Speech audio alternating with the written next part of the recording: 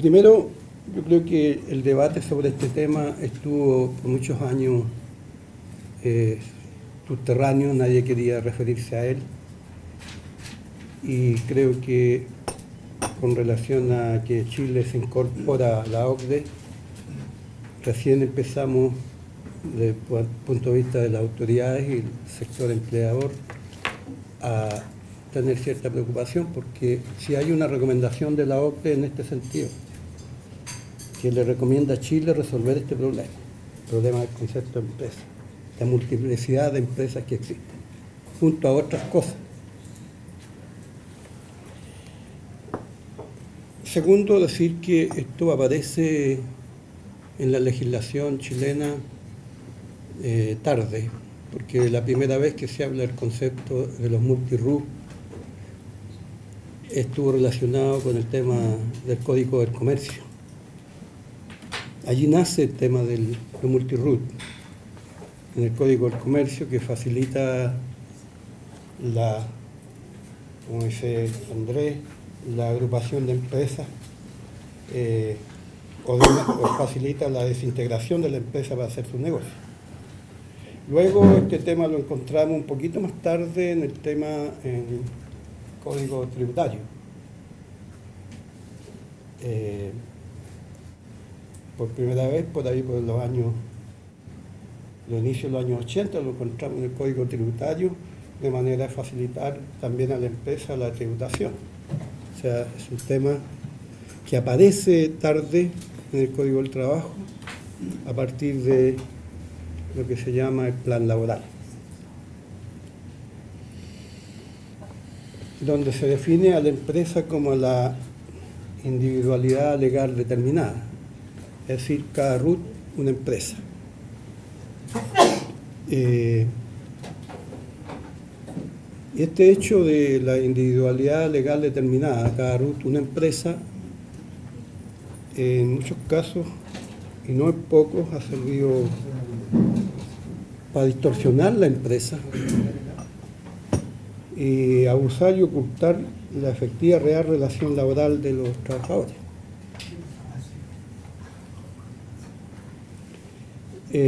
Las empresas se organizan en distintas razones sociales,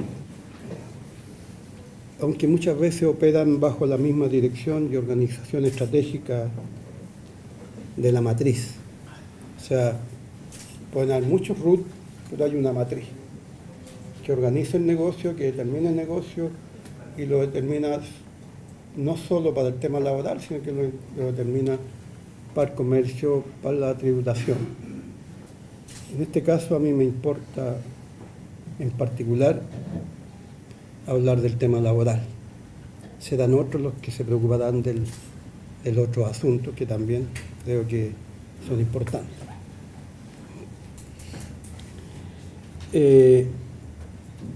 No acostumbra a mencionar empresas determinadas, pero quiero decir que hay empresas en Chile que hasta tienen 133 razones sociales, es decir, 133 RUT.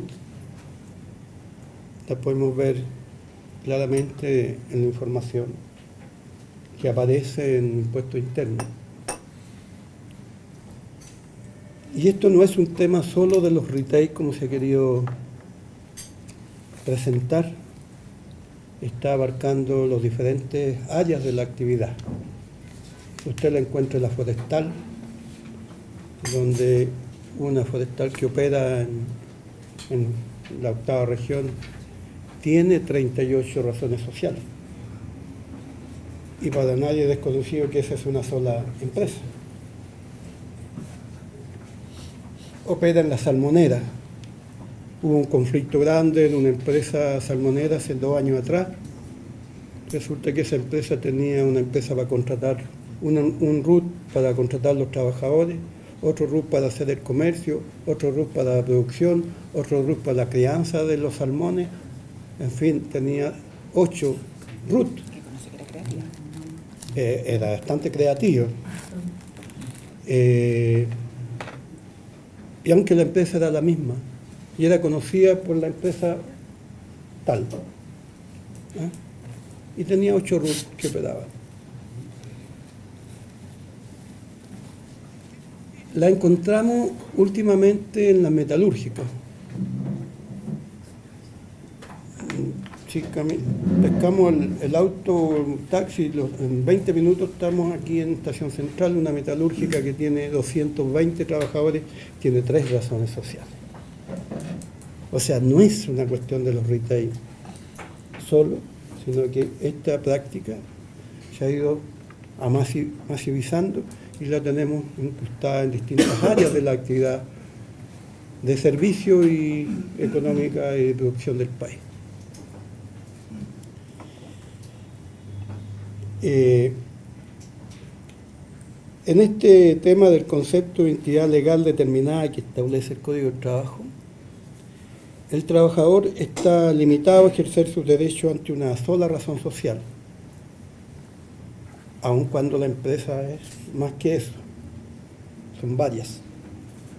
Pero al empleador, dueño de estas razones sociales, se le deja el campo abierto ilimitadamente para fusionarse, filializarse, en fin, en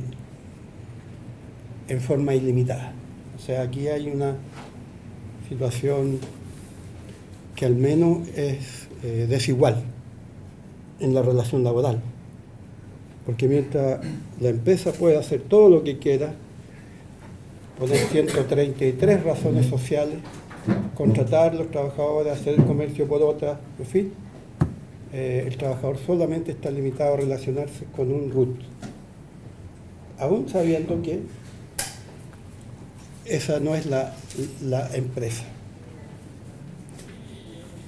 ¿Qué efectos provoca toda esta situación en el derecho laboral? Algunos piensan que solamente tiene un efecto en la negociación colectiva, pero es mucho más que eso.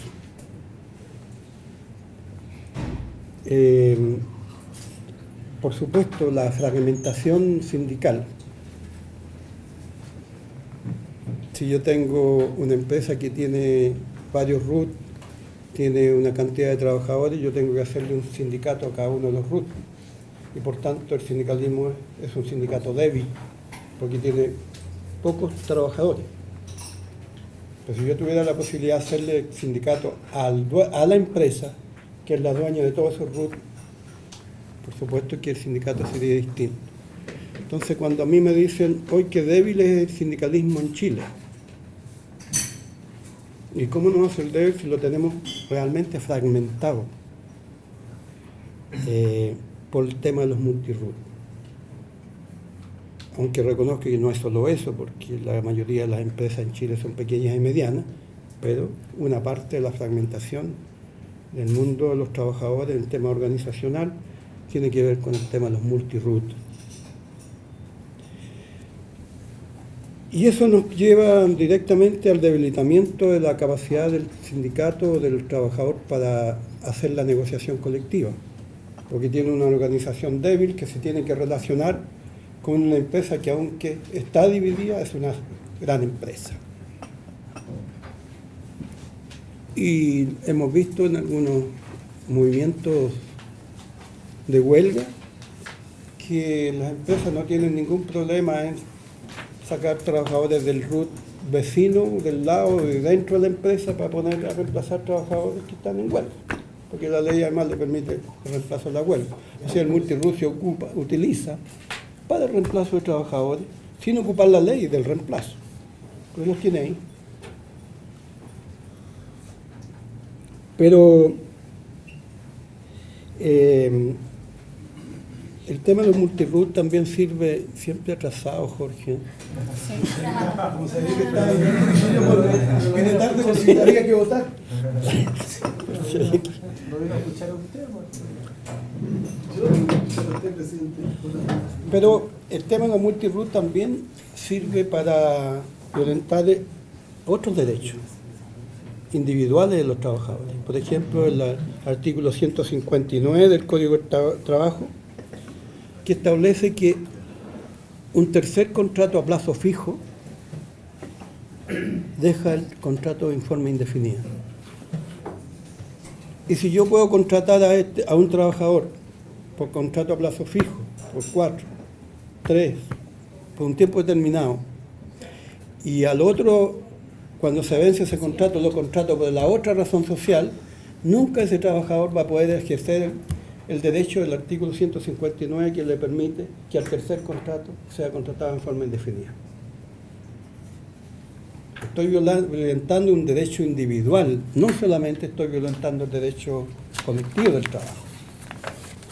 Pero es más, también violentamos el artículo 50 del Código del Trabajo, que tiene que ver con el derecho que tienen los trabajadores en aquellas empresas donde hay utilidades, a que la empresa reparta las utilidades con un tope de 4,75 ingresos mínimos como tope. Si yo tengo razones sociales suficientes, por supuesto que mis utilidades van a ir por la razón social que a donde no tengo trabajadores, no tengo menos trabajadores. Y eso está clarísimo, que hay muchas empresas que no tienen utilidades, o tienen muy pocas utilidades, pero sus utilidades salen por su otra razón social. Entonces estoy violentando otro derecho individual de los trabajadores. Y también el artículo 203 del Código del Trabajo, el derecho a salas cunas. Si yo tengo 3 razones sociales y la ley me exige, para tener sala cuna, tener 20 trabajadoras, mujeres, contratadas, tengo razones sociales suficientes para contratar nunca más de 20. Aunque tenga 100 trabajadores en la empresa, las contrato en distintas razones sociales. Entonces, estimados amigos, el tema de la multi-RUT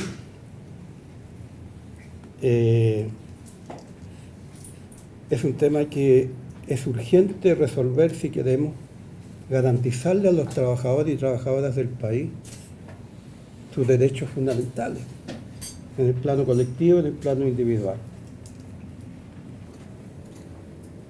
Y nosotros creemos que la instancia donde el trabajador debe recurrir para determinar si hay subterfugio o no es el tribunal y no la inspección del trabajo.